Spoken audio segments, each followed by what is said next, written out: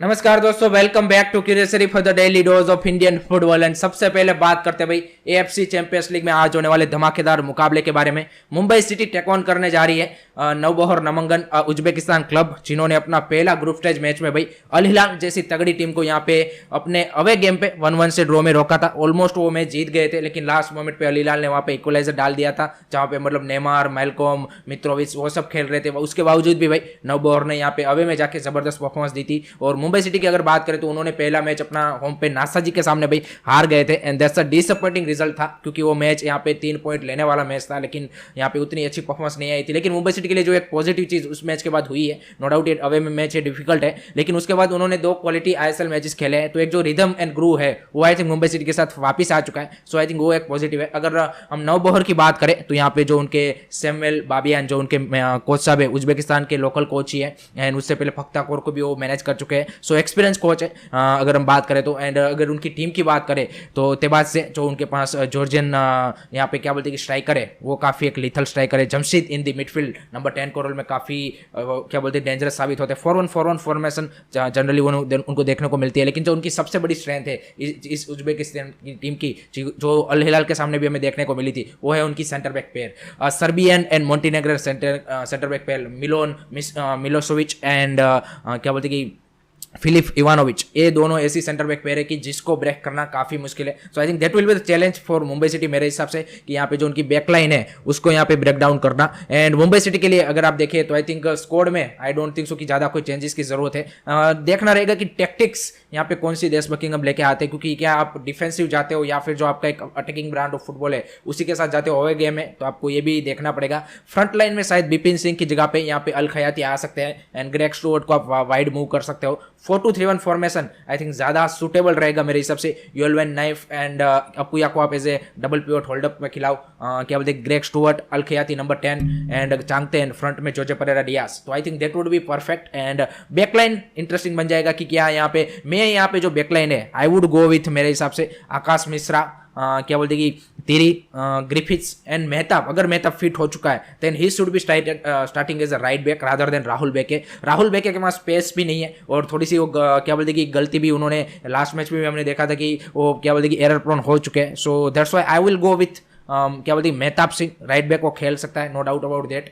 तो एक आपको जो क्या बोलते हैं कि डिफेंसिव सोलिडारिटी भी मेरे हिसाब से ज़्यादा स्ट्रॉन्ग मिल जाएगी, यानी कि आप अच्छी लाइनअप के साथ यहाँ पे क्या बोलते हैं अच्छी टक्कर दे सकते हो। So this is I want from the Mumbai city. एक इंटरेस्टिंग मुकाबला जरूर हमें देखने को मिलेगा, एंड ऐसा नहीं है कि नवबहर को हरा नहीं सकते, डेफिनेटली उनको बीट कर सकते हैं। एंड उनकी जो पूरी टीम का अगर आप कंपोजिशन देखें तो most of the Uzbekistan player ही है। 2-3 सर्बियन प्लेयर उन्होंने साइन किए हुए हैं, एक मोंटेनेग्रो ने, तो उनकी कंट्री के आसपास के ही प्लेयर है। And physicality wise definitely they are very superior.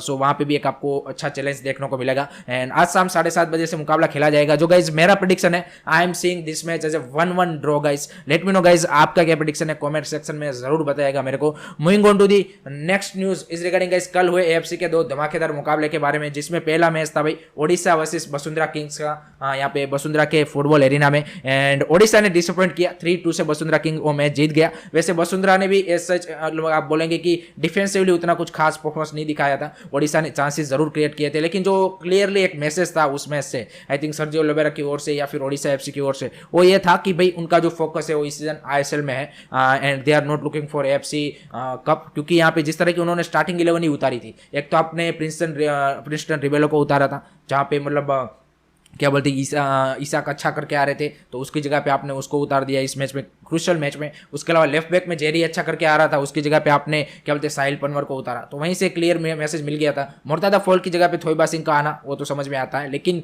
यहाँ पे जो ये दोनों चेंजेस थे वो क्लियरली इंडिकेशन था कि वो यहाँ पे आईएसएल को और ज्यादा सीरियसली ले रहे हो। और अगर उनका आईएसएल का परफॉर्मेंस एंड एएफसी कप का 2 मैचेस का परफॉर्मेंस देख ले तो कंप्लीटली डिफरेंट आपको देखने को मिलेगा। ये दोनों मैच, चाहे मोहन बगान वाला एएफसी कप का मैच हो या फिर वसुंधरा किंग्स वाला, उनमें आप देखिए उनकी ओर से ना तो इंटेंट दिख रहा था, वो ना इंटेंसिटी दिख रही थी। लेकिन आप मुंबई सिटी वाला गेम दिख ले उनका आईएसएल का, जबरदस्त मुकाबला वहां पे उन्होंने किया था। तो आई थिंक क्लियरली वो एक डिफरेंस यहाँ पे दिख रहा है और प्रायोरिटी डिफरेंस दिख रही है। लेकिन फिर भी आई थिंक एक अच्छी फाइट पुटअप करके ये मैच वो निकाल सकते थे अगर उन्होंने थोड़ी सी भी इंटेंसिटी दिखाई होती। एंड सैडली लेकिन वो 3-2 से इस मैच को हार चुके हैं, तो जो उनका यहाँ पे नेक्स्ट राउंड में जाने का जो रास्ता है वो अभी और ज़्यादा मुश्किल बन चुका है ओडिशा एफसी के लिए। उसके बाद भाई दूसरा मैच था यहाँ पे भाई मोहन बगान सुपर जायंट वर्सेस माजिया का भाई जी। हाँ गाइज, वो एक धमाकेदार मुकाबला था, मजा आया वो मैच देख के सॉल्ट लेक स्टेडियम में 25,000 फैंस, तो that's a great support from Mohun Bagan fans I think AFC cup के मैचेस में। एंड अगर मैच की बात करें तो जेसन क्यूमिंग्स का भाई आज मतलब जो उनकी साइनिंग जब से हुई है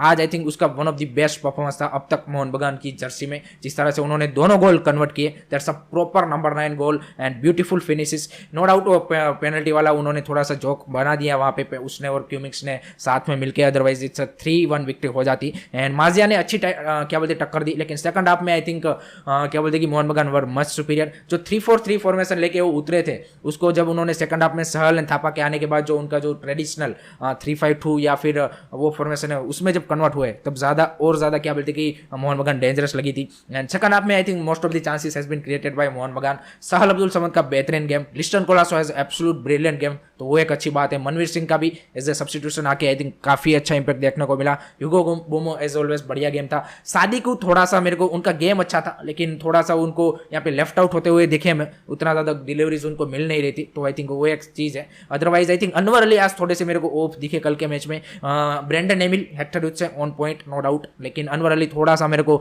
उतना ज़्यादा स्ट्रॉन्ग नहीं दिखे कल के मैच में। लेट्स सी उनकी भी रिदम वापस आ जाए। So overall very good performance and crucial 3 point भाई, क्योंकि वो अभी यहाँ पे 2 मैच विन करके 6 पॉइंट के साथ यहाँ पे ग्रुप में टॉप पे है एंड वो जरूरी है क्योंकि ओडिशा एफसी भले ही बाहर चला जाए लेकिन इंडिया का क्लब को भाई यहाँ पे नेक्स्ट राउंड में जाना ही पड़ेगा क्योंकि आपकी जो एफसी रैंकिंग है उसको भी आपको बढ़ाना है। So I think overall very good victory I would say from Mohun Bagan. उसके बाद भाई एक और मैच था, वो था आईएसएल का भाई FC Goa versus Punjab FC. उसने भी भाई डिसअपॉइंट बिल्कुल नहीं किया। आई थिंक मोस्ट ऑफ दी लोगों ने ये माना होगा कि भाई एफसी गोवा यहाँ पे पहल देगी पंजाब एफसी को, लेकिन जब फाइट दिखाई है पंजाब एफसी ने आई think that's absolutely brilliant performance from Punjab FC. And अगर वो लुका मैजेंसन का भाई गोल अलाउ होता दिस मतलब जो फेयर रिजल्ट होता मेरे हिसाब से 1-1 ड्रॉ इस मैच का फेयर रिजल्ट होता, लेकिन वो यहाँ पे ऑफसाइड नहीं था, उसके बावजूद भी रेफरी की एरर के चलते उनको ऑफसाइड दिया गया, अदरवाइज यहाँ पे फेयर रिजल्ट वही होता। और जो मेहदी तलाल मिडफील्ड में खेले बेहतरीन, ब्रेंडन भी जबरदस्त खेल रहे हैं मिडफील्ड में, लुका मैजेंसन बेहतरीन खेल रहे हैं, बैकलाइन भाई निखिल प्रभु एंड मेलरो एसिस के साथ दूसरी मैच में लगातार वो गए हैं। चेसियास नो डाउट सेकंड हाफ में आए थे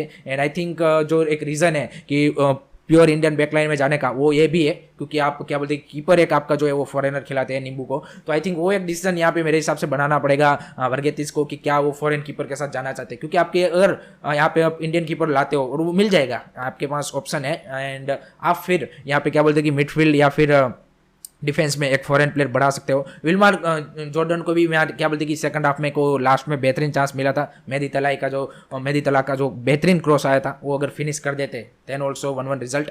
एफसी गोवा थोड़ी सी मेरे को रस्टी या फिर वो दिखी टायर्ड दिखी, जो इतना ज़्यादा मतलब एक और मरोनो मार्केस भी आप देखिए मैच के बाद उतने ज़्यादा खुश नहीं थे और मैच के बाद उन्होंने बोला भी वही कि भाई हम 3 पॉइंट जरूर ले लिए लेकिन I am not happy with the team, हमारे पास अच्छे प्लेयर है लेकिन एज ए टीम हम काम नहीं कर रहे। एंड उन्होंने मतलब जो ज़्यादा फोकस दिया वो बोला कि हमारी विंग से उस तरह का अभी भी हमें अटैक नहीं देखने को मिल रहा है, हमारी जो मिडफील्ड है वहाँ पे हम स्ट्रॉन्ग है, हम यहाँ पे अपनी बैकलाइन पे स्ट्रॉन्ग है, लेकिन जो एक आपको काउंटर पे आपके विंग से गेम प्ले देखना चाहिए। नोहा का कल उतना ज़्यादा अच्छा गेम नहीं था एंड उदांता के भी कल मतलब क्रॉसेस दे काफ़ी ज़्यादा मिस फायर हो रहे थे, तो I think that's the area where Manolo Marquez wants his team to improve. So let's see किस तरह से यहाँ पे एफसी गोवा अपने जो सेकंड मैच में है वो यहाँ पे आती है। Overall very good entertaining match I would से एंड वो देख के काफ़ी मजा आया। उसके बाद बात करते हैं भाई कल यहाँ पे जो सुब्रतो कप है इंटरनेशनल स्कूल टूर्नामेंट है अंडर 14 का, उसमें भाई यहाँ पे उन्होंने एक बेंगलुरु में यहाँ पे जितने भी टीम्स पार्टिसिपेट कर रहे थे उसमें से भाई 126 प्लेयरों का यहाँ पे उन्होंने एज का जो है वो टेस्ट किया एंड भाई यहाँ पे 126 में से 87 जो किड्स थे वो यहाँ पे एज फ्रॉड पाए गए। दैट्स दी बिगेस्ट इश्यू, हम सबको पता है ना कि ये इंडिया का इश्यू है, this is a global level issue. हमने अंडर 17 एशियन कप में भी देखा था कि जो ईरानियन या फिर पाकिस्तान ईरानियन टीम्स या फिर उज्बेकिस्तान के जो प्लेयर थे वो लग रहे थे कि भाई मैं अंडर 17 के प्लेयर नहीं हो सकते एंड इंडिया में भी ये काफ़ी एक बड़ा इश्यू है कि जहाँ पे एज फ्रॉड काफ़ी होता है। काफ़ी सारे ऐसे मतलब प्लेयर्स है कि जो मतलब अंडर 17 टूर्नामेंट होता है लेकिन होते 22-23, देखिए 1-2 साल का डिफरेंस होता है समझ में आता है, लेकिन हमारे यहाँ पे मेन इश्यू है कि 4, 5, 6, 7, 8 साल भाई बड़े जो बच्चे होते हैं वो यहाँ पे अंडर एज टूर्नामेंट खेल रहे होते हैं and that is the issue I think AFF has to take seriously and उसके रिगार्डिंग आई थिंक एक और ज़्यादा कदम लेने पड़ेंगे। एक आपको सेंट्रलाइज जो आपने सिस्टम बनाया है यहाँ पे आप ऐसा करना पड़ेगा कि जब स्कूल में बच्चा रजिस्टर होता है अगर वो फुटबॉल खेलना चालू करता है उसी टाइम पे आपको उसको एएफएफ में रजिस्टर कर देना चाहिए, उसकी जो सेंट्रलाइज सिस्टम है उस तरह का कुछ लाना पड़ेगा ताकि उसकी ट्रैकिंग हो पाए, ताकि अगर आगे जाके अगर कहीं वो क्या बोलते हैं फोर्जरी में यहाँ पे डेथ सर्टिफिकेट बनाता है, बर्थ सर्टिफिकेट, तो उसका भाई मतलब आप क्या बोलते हैं कि ट्रैक डाउन कर पाओ कि हाँ भाई ये तो पहले इसकी एज ये थी। तो I think that's the issue.